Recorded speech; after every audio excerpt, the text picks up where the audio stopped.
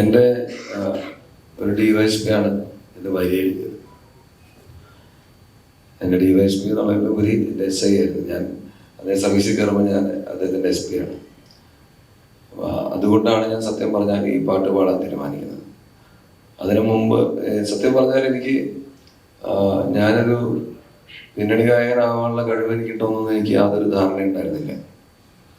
അപ്പം അതുകൊണ്ട് അതിന് മുമ്പ് എനിക്ക് 1-2-3 അവസരങ്ങൾ വന്നിരുന്നു സിനിമയിൽ പാടാൻ. അപ്പം അതൊക്കെ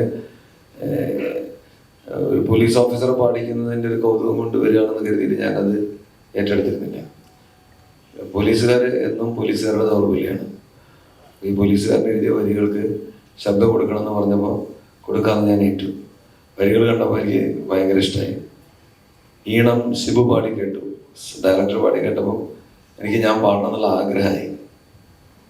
പിന്നെ ഇത് പാടി ഒപ്പിക്കാൻ പറ്റുമെന്നുള്ള വെപ്രാളമായിരുന്നു. അത് റെക്കോർഡിങ്ങിന് ചെന്നപ്പോൾ ആ വെപ്രാളം മുഴുവൻ അയാളുടെ മുഖത്തുണ്ട്, ഈ മ്യൂസിക് ഡയറക്ടർ. പിന്നെ നേരത്തെ അദ്ദേഹം വളരെ മിതമായിട്ട് പറഞ്ഞെങ്കിലും 2 കടാകടിയും പോലീസ് ഉദ്യോഗസ്ഥർ വന്നിട്ട് പറയുകയാണ് DGP പാടും. അപ്പോൾ ഇദ്ദേഹത്തിൻ്റെ ഒരു ചോയ്സ് ഇല്ല. പകൽ വന്നിരുന്ന് ഉച്ചയ്ക്ക് പാടാൻ നേരത്ത് എവിടേക്കോ ഓടി തിരിഞ്ഞ് വന്ന് ശബ്ദമൊന്നും പൊങ്ങുന്നൊന്നുമില്ല. അത് ഞാൻ അയാളുടെ മുഖം കണ്ടു. ഏതോ 2 ഭീകരരൂപികളുടെ മുമ്പിൽ പെട്ടുപോയ ഒരു പാവത്താൻ്റെ ഒരു മാൻപേടയുടെ മുഖമായിരുന്നു. അപ്പോൾ അയാള് ഞാൻ പറഞ്ഞു കുറച്ച് പാടിയാൽ ശരിയാവും, ഒന്ന് തൊണ്ട ചൂടായാൽ മതി. വളരെ റിസൈൻഡ് ആയിട്ടുള്ളൊരു മുഖമാണ് കണ്ടത്.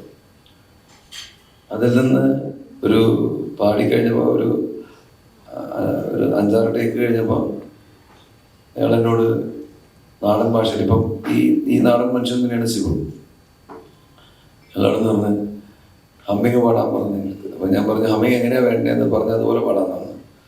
വേണ്ട സാറേ നിങ്ങൾ ചാരികേശി പാടിയാൽ മതി എന്നാണ് ഞാൻ എടുത്തത്. അപ്പം ചാരികേശി പാടാൻ മാത്രമുള്ള വിവരമുള്ള ഒരു പോലീസ് ഉദ്യോഗസ്ഥനാണ് മുമ്പിലിരിക്കുന്നതെന്നുള്ള ബോധ്യം, പോലീസ് ഉദ്യോഗസ്ഥനല്ല ഗായകനാണ് മുമ്പിലിരിക്കുന്നുള്ള ബോധ്യം ഈ സംഗീത സംവിധായകനുണ്ടായെന്ന് തോന്നിയതാണ് എൻ്റെ ജീവിതത്തിൽ കിട്ടിയ എൻ്റെ ഏറ്റവും വലിയ അംഗീകാരം.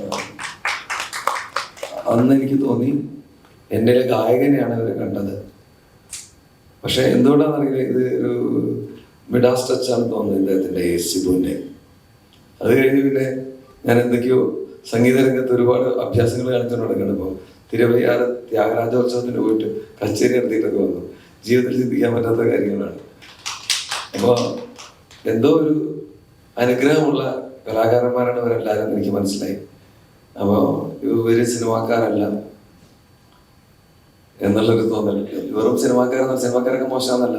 സിനിമാക്കാരൊക്കെ നമ്മുടെ മനസ്സിൽ, പ്രത്യേകിച്ച് പോലീസ് ഉദ്യോഗസ്ഥരുടെ മനസ്സിൽ ഒരുപാട് എന്താ പറയുക കോംപ്ലിക്കേറ്റഡ് ആയിട്ട് ചിന്തിക്കുകയും ജീവിക്കുകയും ചെയ്യുന്നവരാണെന്നാണ് ഞാൻ കരുതി പോന്നിരുന്നത്. അതിൽ നിന്ന് വ്യത്യസ്തരായിട്ടാണ് ഞാൻ ഇവരെയൊക്കെ കണ്ടത്. എനിക്ക് റിലേറ്റ് ചെയ്യാൻ പറ്റുന്ന സാധാരണ മനുഷ്യൻ്റെ സന്തോഷവും സങ്കടങ്ങളുള്ള ജാടകളൊന്നും ഇല്ലാത്ത, അപ്പോൾ അങ്ങനെയുള്ള ഒരു ടീമിനോട് വർക്ക് ചെയ്യാൻ പറ്റി. പാട്ട് കേട്ടപ്പോൾ എനിക്കും കൊള്ളാമെന്ന് തോന്നി, നിങ്ങൾക്ക് തോന്നി, എനിക്കും തോന്നി. അപ്പം ഇനി എന്നെ കൊണ്ടുള്ള ഉപദ്രവം തുടർന്നും ഉണ്ടാകും എന്നുള്ളൊരു കാര്യമാണ് പറയാറുള്ളത്. തോന്നിടത്തൊക്കെ ഞാൻ പോയി പാടും. അപ്പോൾ അങ്ങനെയാണ് ഈ സിനിമയ്ക്ക് പാടാനിടയായത്.